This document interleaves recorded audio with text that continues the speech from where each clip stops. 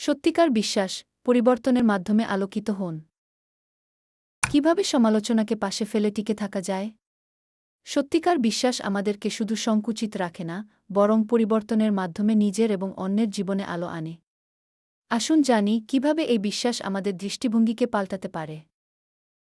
মানুষের প্রকৃতি বদলাতে পারে না? এটা ভুল ধারণা। পরিবর্তন আমাদের হাতে।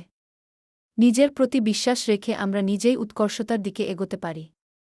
আশেপাশের সমালোচনাকে গুরুত্ব না দিয়ে আমাদের মাঝে থাকা দ্বিধা ও ভয় দূর করুন। আমাদের পরিবর্তন অন্যদের অনুপ্রাণিত করতে পারে। যখন আমরা নিজের জন্য সৎ, উদ্যমী এবং ইতিবাচক পরিবর্তন আনি, তখন তা সমাজে সেতু হিসেবে কাজ করে।